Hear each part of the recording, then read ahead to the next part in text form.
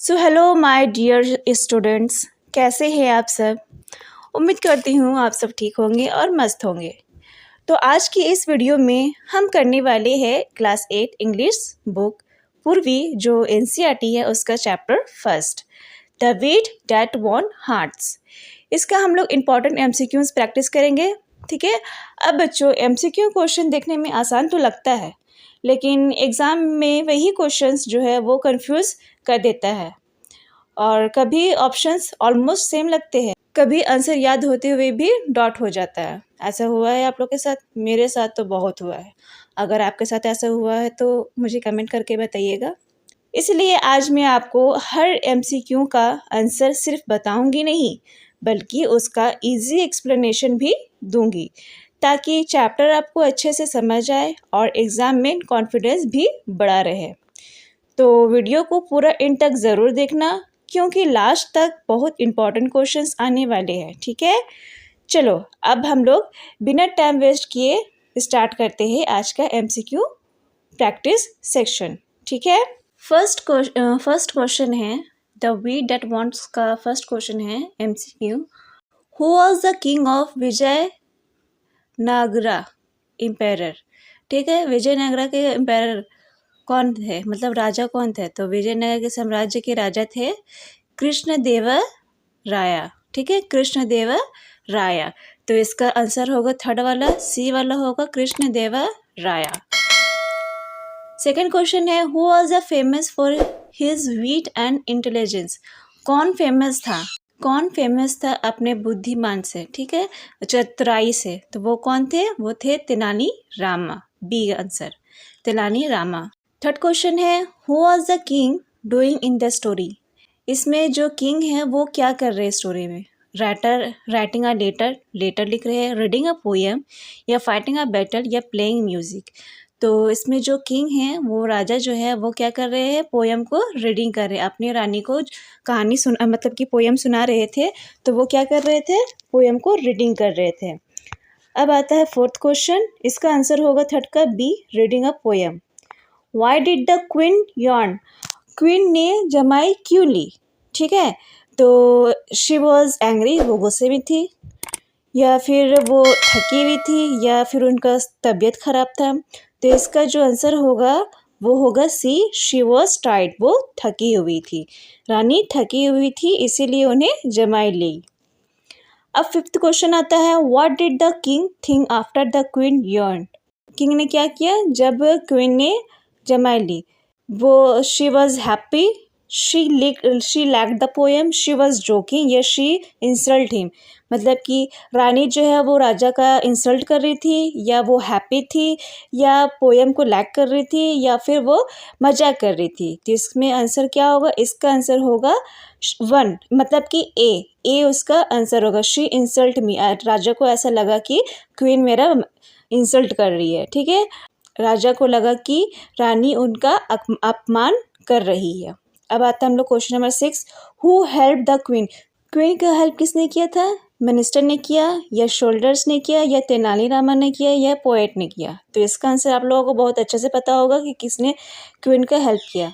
तेनालीरामा ने क्वीन का हेल्प किया, मदद की। अब आते हैं हम लोग 7 क्वेश्चन में, what did Tenali Rama talk about in the court. Tenali Rama ने कोर्ट में क्या कहा, किसके बारे में कहा? ठीक है, गोल्ड के बारे में कहा, या शीट्स के बारे में कहा, या एनिमल्स के बारे में कहा, या बुक्स के बारे में कहा?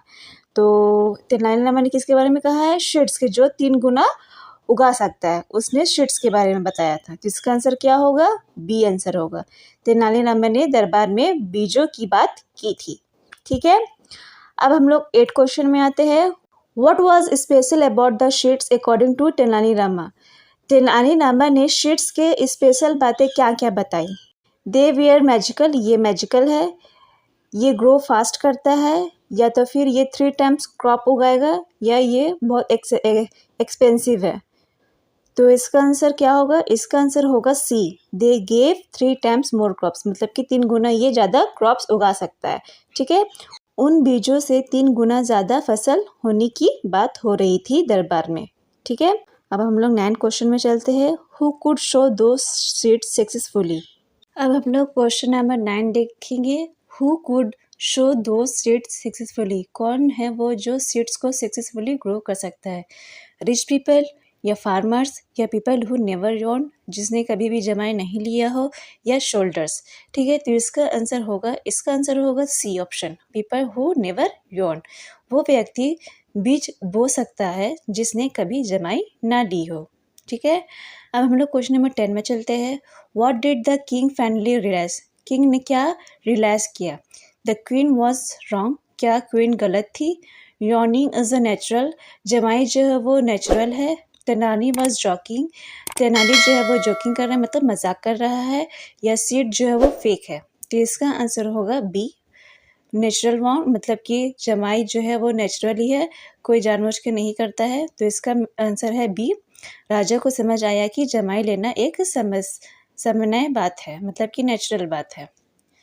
अब हम लोग क्वेश्चन नंबर 11 में जाते हैं। What quality of Tenali Rama is shown in the story, इसमें जो तेनाली रामा का मतलब इस स्टोरी में जो तेनाली रामा का क्वालिटी क्या है? ठीक है, एंगर का है, चालाक का है, इंटेलिजेंस का है, या सुस्तीपन का है? तो इसका आंसर क्या होगा? इसका आंसर होगा सी, इंटेलिजेंस का है। इस कहानी में तेनाली रामा की बुद्धिमानी दिखाई गई है, मतलब उसकी चतुराई दिखाई गई है। ठीक है, अब हम लोग 12th में देखते हैं। What is the moral of this story, इस स्टोरी से हमें क्या सीख मिलता है? नेवर ट्रस्ट एनीवन, किसी पर ट्रस्ट मत करो। एंगर इज़ अ गुड, क्या गुस्सा अच्छा है हमारे लिए?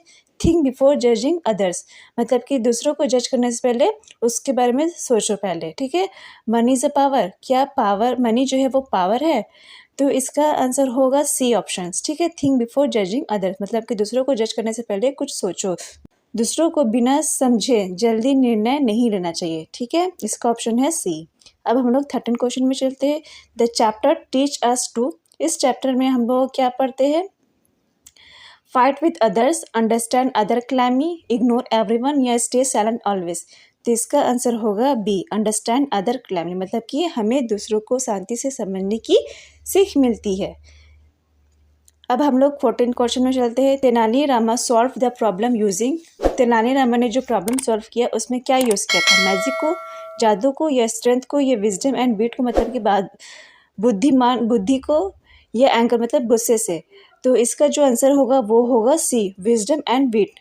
तेनाली रामा ने अपनी बुद्धि और चतुराई से समस्या को हल किया था, मतलब कि प्रॉब्लम को सॉल्व किया था। अब हम लोग लास्ट क्वेश्चन देखते हैं।